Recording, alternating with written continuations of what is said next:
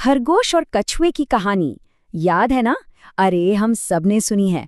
आज कुछ वैसी ही पर एक नए अंदाज में हम सुनेंगे अक्षित और नित्या की कहानी, जिसका नाम है गति से ऊपर समझदारी। हमारी जिंदगी में स्पीड कितनी जरूरी है ना? हर कोई तेज भागना चाहता है, पर एक मिनट रुककर सोचिए, क्या हमेशा रफ्तार ही जीतती है? चलिए इसी सवाल का जवाब ढूंढते हैं अक्षित और नित्या की कहानी में। तो चलिए मिलते हैं हमारी कहानी के मेन कैरेक्टर्स से। ये हैं एक भाई और एक बहन, और जैसा भाई अक्सर होता ही है, दोनों एक दूसरे से एकदम अलग हैं। मतलब एक है स्प्रिंटर तो दूसरा है थिंकर। तो पहले है अक्षित। इसके लिए तो भाई जिंदगी एक 100 मीटर की रेस है, हर काम बस फटाक से खत्म हो जाना चाहिए। और दूसरी तरफ है उसकी बहन नित्या। वो जानते हैं जैसे ठहरा हुआ पानी होता है ना, बिल्कुल वैसी शांत, हर कदम सोच समझ कर रखती है। कह सकते हैं एक आग है तो दूसरी पानी। अक्षित का तो फंडा ही क्लियर था, स्पीड स्पीड और बस स्पीड। वो हमेशा टर्बो मोड में रहता था। काम सही हो रहा है गलत हो रहा है उसे कोई फर्क नहीं पड़ता, बस जल्दी खत्म होना चाहिए। और फिर आती है नित्या। उसकी सुपर पावर उसकी समझदारी। वो जल्दबाजी में बिल्कुल यकीन नहीं करती थी। उसका मानना था कि असली ताकत सोच की गहराई में होती है। मतलब अक्षित की रफ्तार पर ब्रेक लगाने वाली वही थी। तो क्या होता है जब ये स्पीड और ये समझदारी आमने सामने आते हैं?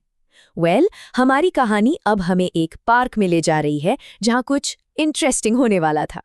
तो हुआ ये कि पार्क पहुंचते ही अक्षित का टर्बो मोड ऑन हो गया और जूम, बिना कुछ सोचे समझे उसने दौड़ लगा दी।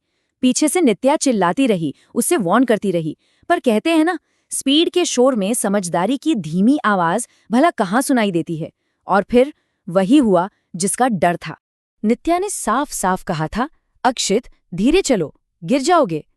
देखिए, ये सिर्फ एक बहन की फिक्र नहीं थी, ये थी समझदारी की आवाज जो आने वाले खतरे को पहले ही देख पा रही थी। पर भाई जल्दबाजी का नशा ही कुछ ऐसा होता है कि कोई सलाह सुनाई ही नहीं देती। अक्षित ने नित्या की वार्निंग को बस हवा में उड़ा दिया और अगले ही पल धड़ाम वो जमीन पर था। स्पीड ने ही उसे गिरा दिया। चोट तो लगी सो लगी, लेकिन असली कहानी तो इसके बाद शुरू हुई। अब हम कहानी के उस हिस्से में हैं जहां एक छोटी सी गलती एक बहुत बड़ा सबक बन जाती है, यानी गलती का एहसास।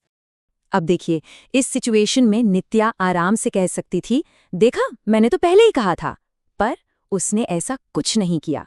और यही तो असली समझदारी की पहचान है। उसने डांटने की बजाय फौरन अपने भाई को सहारा दिया, पानी पिलाया, उसकी मदद की।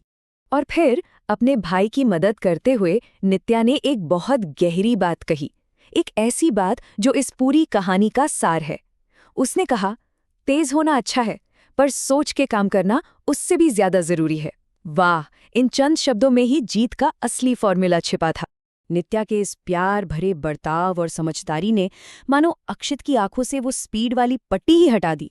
उसे तब जाकर एहसास हुआ कि उसकी बहन की उस धीमी सी सलाह में कितनी बड़ी सुरक्षा छिपी थी। उस दिन अक्षित ने सिर्फ थैंक यू नहीं कहा, बल्कि समझदारी को अपना दोस्त बनाने का वादा भी किया।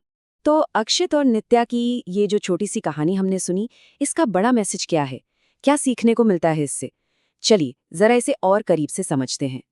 तो देखो, पहली और सबसे बड़ी सीख तो ये है, स्पीड आपको रेस में आगे जरूर ले जा सकती है, लेकिन फिनिशिंग लाइन तक सेफ्टी के साथ सिर्फ समझदारी ही पहुंचाती है। और दूसरा पॉइंट, कि जब हम मुश्किल में होते हैं ना, तो परिवार का साथ ही हमें संभालता है।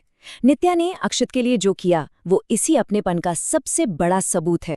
और अब जाते जाते एक सवाल जो हम सबको सोचना चाहिए, अपनी जिंदगी में कभी झांक कर देखें कि हम कब कब अक्षित की तरह सिर्फ रफ्तार के पीछे भागे हैं और कब नित्या की तरह समझदारी से काम लिया है।